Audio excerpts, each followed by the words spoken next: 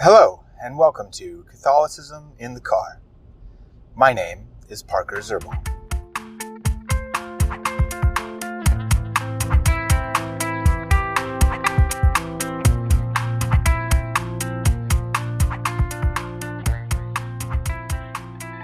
Today I want to talk about ascetics. Not the ascetics of the saints, necessarily.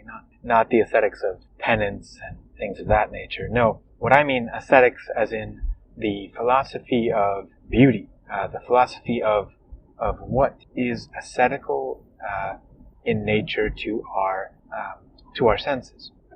Now, I don't remember where I learned this, but I have found the following definitions of truth, goodness, and beauty to be quite enlightening and revelatory in my own life. And they are as follows. Truth is reality as it is made known to our intellects. Goodness is reality as it is made known to our hearts, almost, and that's kind of a difficult part of the human psyche to really pinpoint. But goodness is reality as it's made known to our affections, like our spiritual affections, not our bodily feelings, but our spiritual affections. Okay. And beauty is reality as made known to our bodily faculty. Beauty is connected to our senses. And of course, all three of these, truth, goodness, and beauty, they are kind of different emphases, different angles at looking at the same thing, and that thing is reality. And so, from a realist metaphysics, a realist perspective upon life, we're able to look at these three things in a very meaningful way. In modern society, which is mainly based on an anti-realism,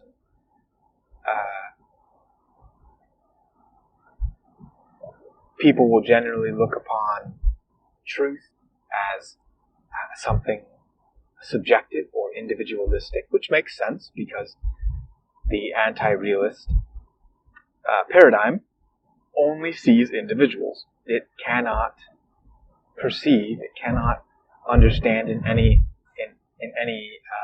meaningful sense the nature of something. It only sees a tree, it doesn't see treeness. It only sees a human, it doesn't see humanness. And so, in like manner, when it sees truth, all that it sees truth in is reality as it is made known to my intellect. Okay, reality as it is made known to my intellect or your intellect, not to like intellect in general, not to any sort of ideal intellectual nature within humanity or within reality as a whole. Same with goodness. Goodness is, and you could say like morality is really only based upon the individual. Based upon goodness is whatever I think it should be. Morality is only what I think it should be. And then likewise for beauty. The modern conception of beauty is that beauty is in the eye of the beholder. That if I see, one of the sculptures of Michelangelo, I may think it's beautiful, but someone else may think it's the most ugly thing they've ever seen. Now, as an aside, I would say that when you frame it that way, it makes this modern view seem quite preposterous, and I would agree it is quite preposterous. People can acquire different tastes for beauty, just as one can acquire different tastes for food or drink.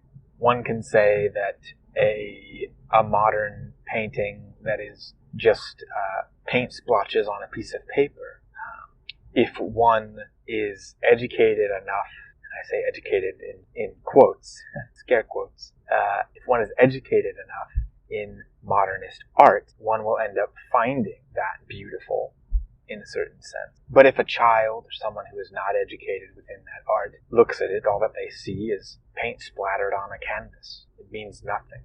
Whereas if they see a beautiful work of I'll use Michelangelo again, or of a Renaissance painter, or romantic painter, they will automatically see beauty there. They will not have to learn that there is beauty there. They will automatically know. And in the same way with truth and goodness, there are certain things that to children, let's say, children know certain things are true, and they know certain things are good or bad. Not because they are taught this. Now, certainly there are things they have to be taught, things that are true and things that are good or bad. But there are things that universally, even children understand. For example, with goodness, children universally see goodness in their parents. Universally, they see goodness in their parents, and they want to latch on to that goodness. Even if they have terrible parents, they will end up struggling the rest of their life with this conundrum of wishing to love their parents and wishing their parents loved them, even though they were in the unfortunate situation of having horrible parents. And that will haunt them for the rest of their lives. After their children, for the rest of their lives, that will haunt them. Even if they get to a point where psychologically, they feel they have healed from it, the hurt will still be there. And children with beauty, when children see a sunset or the ocean for the first time, they find beauty there.